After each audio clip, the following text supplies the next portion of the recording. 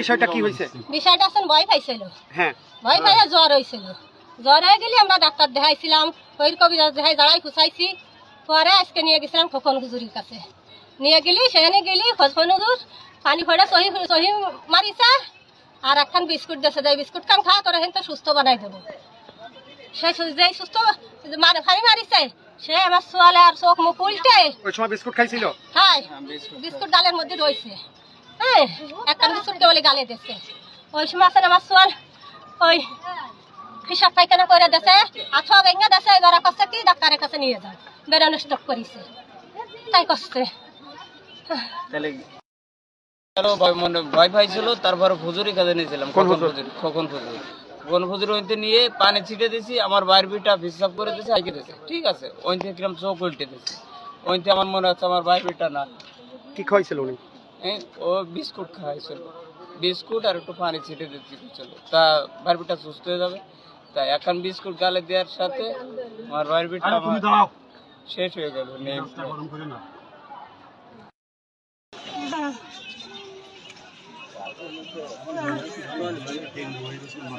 ছেলে কি মাদ্রাসা পড়ে?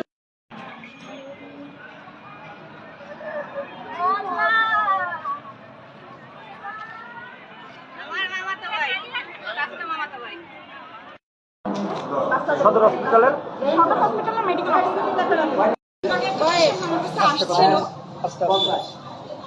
বাচ্চা, ও হচ্ছে ওর পরিবারের লোকজন বলেছে ও নাকি ভয়ে মারা গেছে। কিন্তু আমার আগের হিস্ট্রি নিয়ে আমি যেটা জানতে পারলাম যে তার আসলে জ্বর হয়েছিল এবং আমার মনে হয় মেনিনজাইটিস কিংবা এই ধরনের একটা জ্বর থেকেই ও মারা গেছে।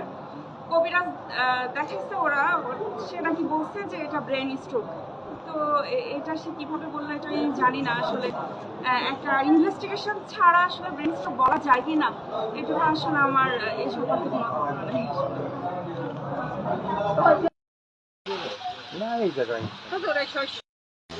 আজ সকাল সম্ভাব্য 9টার দিকে আমার রোগী সব সিরিয়ালে বসা আছে। হঠাৎ করে একটা ইজি বাইক আসছে, ইজি বাইকের থেকে একটা বাচ্চা সম্ভবত 12-13 বছর বয়স হবে। সে বাচ্চাটা যখন অসুস্থ অবস্থায় আসছে এখানে, তারা 3 জনে হাতাশাইন করে ভিতরে নিয়ে চলে আসছে।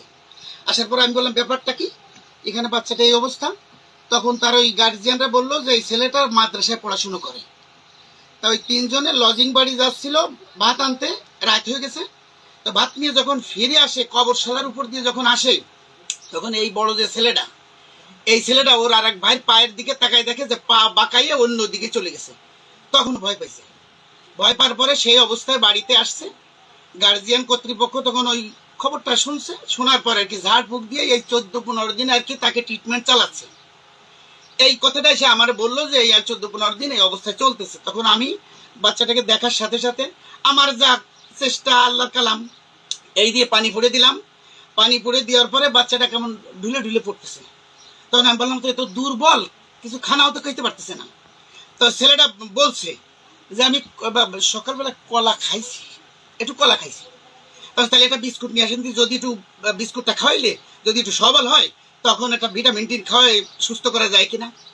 তখন আর কি বিস্কুট নিয়ে আসছে গার্জিয়ানরা। বিস্কুট এনে একটা বিস্কুট গালে দিছে, আর এতটুক আছে আর কি সেই বিস্কুটের এই গালে দিয়ে পানিও ঢোক গিলছে, খাইছে। খাওয়ার পরে আর কি ওই বাচ্চাটা আস্তে করে ঢুলে পড়তেছে। তখন আমি বলছি মাথাটা সোজা করেন। তখন বলছে যে শীত একেবারে পুরো কষে নিয়ে আসছে। তখন আমি বললাম যে এখন 1 মিনিটও দেরি করবেন না, এই মুহূর্তে হসপিটালে নিয়ে যেতে হবে, তাহলে ওকে ব্রেন স্ট্রোক টেস্ট্রোক করলো। এই কথাটা বলার সঙ্গে সঙ্গে বাচ্চা আর পাওয়া যায়নি। তখন আমি হাত ধরছি, হাত ধরে দোয়া কালাম পড়লাম যতটুকুনি পারলাম। বাচ্চারে দোয়া কালাম পড়ার পরে আমি নিজে এখান থেকে স্বীকৃতি দিতে বাধ্য হলাম যে বাচ্চা আর নাই। তখন সে বাচ্চা ওই সময় বলতেছে আমু পায়খানা করছি, প্রসাব করে দিছি, সাথে সাথে মানে তখন একটু কথা বলতে পারছে। ওই পায়খানা প্রসাব করার সাথে সাথে সে চলে গেছে, এতটুকুই। তখন আমি সাথে সাথে আমি নিজে হাতে হাতে করে তাদের ওই পর্যন্ত আগায় দিয়েছি, তারা গাড়িতে নিয়ে গেছে। এই হচ্ছে আমার ট্রিটমেন্টের কার্যক্রম এবং সময়সীমা।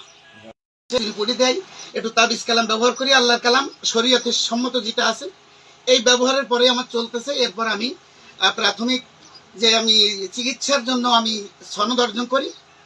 ওখান থেকে পুনরায় ফিরে আমি আবার আয়ুর্বেদ কলেজে পড়াশুনো করি। ওখান থেকে আমি 2 বছরের কোর্সটা নিয়ে আসি। আনার পর এখন সেইভাবে আমার চলতেছে। আর বর্তমান আমি ডিপ্লোমা করতেছি। আমার 2 বছরের মেয়াদের কোর্স শেষ হয়ে গেল। এই 3 বছরের কোর্স ইনশাল্লাহ শুরু হয়েছে এবার। আর 2 বছরের মোটামুটি আমি কবিরাজ, আল্লাহ যদি কবুল করে।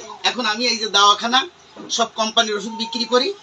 যার যেটা প্রয়োজন আমি নিজেই ডাক্তার হিসাবে দেখি এবং যার যেটা প্রয়োজন সেটি আমি প্রয়োগ করি। তাতে সবাই উপকার হয় বলে আমাকে এসে বলে, এতটুক। কিন্তু আমার ওষুধ খাওয়ার পরে কারোর কোনো ক্ষতি হয়েছে বা কোনো অ্যাকশন করছে এরকম রিপোর্ট এখনো পর্যন্ত আমি পাই নাই। যদি পাইতাম কোনো কোম্পানির ওষুধ পাইলে তার সাথে আমি কম্প্রোমাইজ করতাম। ডিগ্রি তো আমার আছে, আমার সমস্ত সনদ আছে তো। আমার প্রাথমিক প্যারামেডিক্যাল আছে, তারপর আমার প্রাথমিক চিকিৎসা হিসাবে আছে, ইমাম প্রশিক্ষণের কোর্স আমার কমপ্লিট করা আছে। অর্থাৎ প্রাথমিক আমার 5টা সার্টিফিকেট আছে প্রাথমিক পর্যায়ে। আর এখন আমি যখন হাকিম হব, কবিরাজ হব, তখন আমি ওই বি ক্যাটাগরির আমি 2 বছর মেয়াদে আমি সনদ নিয়ে এসেছি। ওখান থেকে আমি 2 বছর কোর্স কমপ্লিট করে আসছি। এখন আমি 4 বছর মেয়াদি কোর্স করতেছি ময়মনসিংহ আয়ুর্বেদ কলেজে। এখন আমার বর্তমান চলতেছে 3য় সেমিস্টার। 3য় সেমিস্টার আমার এই মুহূর্তে চলতেছে। আল্লাহ যদি কবুল করে আর 2 বছর পরেই আমি কবিরাজ হিসাবে এখানে আমি বসতে পারবো। আর আমার নিজের ড্রাগ লাইসেন্স সরাসরি এখানে আমি কয়েক কোটি টাকার ওষুধও ইনশাল্লাহ রাখতে পারবো, সরকার অনুমোদিত। না, ছোট বাচ্চারা ব্রেন স্ট্রোকের ব্যাপারে এটা বলা যাবে না, তার কারণ কার কি হবে না হবে। তাহলে আপনি সাজেস্ট করলেন কিভাবে গেছে ব্রেন স্ট্রোক করতে? না না, আমি ওইটা সাজেস্ট করি নাই। তার কারণ আপনি আপনার বক্তব্য বলছেন। আমি আমার বক্তব্য বলতেছি কি, যখন তাকে শির তীর সম্পূর্ণ কষে নিয়ে আসতেছে তখন আমি বললাম কি তার কি ব্রেনের উপর কোনো সমস্যা হলো, ব্রেন স্ট্রোক করবে কি এই জন্য আপনারা সরাসরি হসপিটালে নিয়ে যান, তাহলে সুবিধা হবে। কিন্তু সেই কথা বলে আমি উত্তর নেওয়ার আগেই তাকে আমি পাই।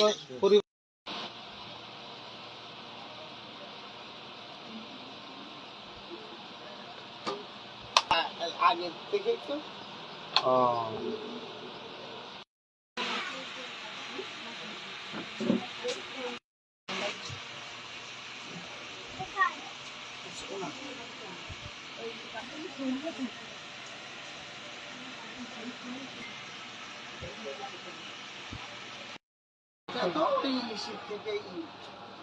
থেকে ছাপা হয়ে আসে আমার মানে